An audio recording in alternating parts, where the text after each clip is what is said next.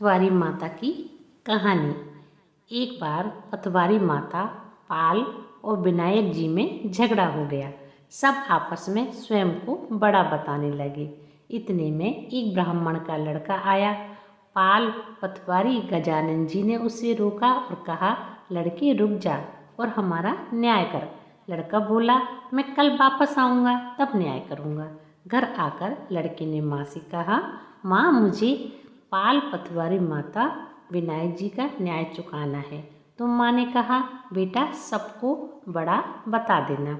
दूसरे दिन लड़का वहाँ गया और बोला, पाल माता आप बड़ी हो, क्योंकि हर व्यक्ति आता है और स्नान ध्यान करके शुद्ध होकर जाता है और आप सबकी रक्षा करती हैं। हे पतवारी माता आप सबसे बड़ी हो, क्योंकि कितने भी तीर्थ धर्म ध्यान कर ले पर आपकी पूजा किए बिना उसका कार्य पूर्ण नहीं होता। आप जीवित को भी तारती हो और मरने के बाद भी उद्धार करती हो। पतवारी माता की धरानी इसलिए आप बड़ी हो। अब विनायक जी से लड़का बोला, सबसे पहले शुभ काम में आपको ही मनाया जाता है।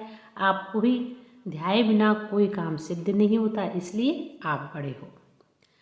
पाल माता, पतवारी माता, विनायक जी भगवान लड़के की चतुराई से प्रसन्न हो गए और बोले, लड़के तुमने तो हम सबको ही बड़ा कर दिया। उसको सुखी रहने का आशीर्वाद दिया और जौ के दाने उसके अंगूछे में डाल दिए। लड़का सोचने लगा, ये तो घाटे का सौदा रहा। सारा दिन खराब कर न्याय किया और इतने से जौ मिले। उदास मन से घर आकर अंगूछा एक कोने में डाल दिया। माँ ने अंगूछा उठाया तो उसमें से हीरे मोती बिखर गए। तो माँ बोली, बेटा न्याय करके क्या लाया है? लड़का बोला, माँ कोने में जो पड़ा है देख ले। माँ वहाँ गई तो देखा हीरे मोती का ढेर लगा है। हीरे मोती जगमगा रहे हैं। माँ अत्यधिक प्रसन्न हो गई। माँ ने बेटे को बुलाया और कहा, बेटा आज तो पाल माता, पतवारी माता, विनायक जी भगवान आज तो हम पर प्रसन्न हुए। माँ बेटे बहुत प्रसन्न हुए।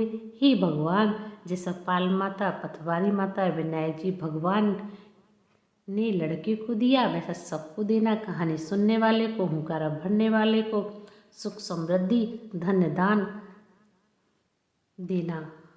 अधूरी हो तो पूरी हो, पूरी हो तो परवान चढ़े, भूले बिसरे नाम तेरे भंडार वाले। बोलिए पतवारी माता की जय। ये कहानी आपको कैसी लगी मुझे कमेंट करके ज़रूर बताना। पसंद आए तो प्लीज़ मेरे चैनल को लाइक, शेयर एंड सब्सक्राइब ज़रूर करना। धन्यवाद।